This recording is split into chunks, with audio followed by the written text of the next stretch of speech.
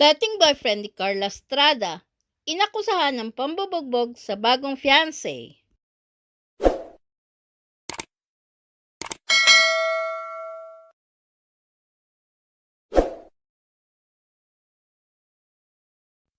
Isang nakakagulat na insidente ang sumambulat sa internet nang akusahan ng isang babae ng umano'y pambubugbog sa kanyang kapatid, ang dating boyfriend ng magandang aktres na si Carla Estrada.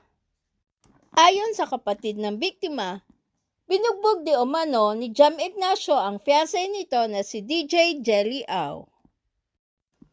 Viral ngayon ang post na ginawa ni Jo Au na nagbabahagi ng karahasang ginawa umano ni Jam sa kanyang ating si Jelly. Paglalahad ni Jo, habang pauwi umano ang kapatid na si Jelly, bigla umano itong sinaktan ni Jam sa isang nakalak na sasakyan.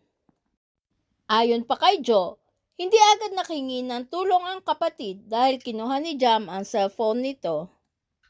Dagdag pa ni Jo, nakasigaw at nakahingi umano ng tulong si Jelly sa tollgate at agad naman umano tumakbo si Jam nang dumating ang mga pulis.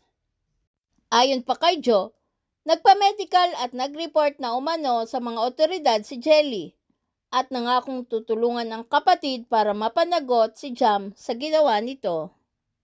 Samantala, sa sariling social media account, nagbahagi rin si Jelly na nangyari sa kanya na makikitang bugbog sarado ang mukha at sinabihan si Jam na magkita sila sa kulungan. Sa kasalukuyan, wala pang detalye kung ano ang pinag-ugatan ng umano'y pananakit ni Jam kay Jelly. Na-engage sina Jam at Jelly noong November 2024 pagkatapos ng 4 na buwan na relasyon.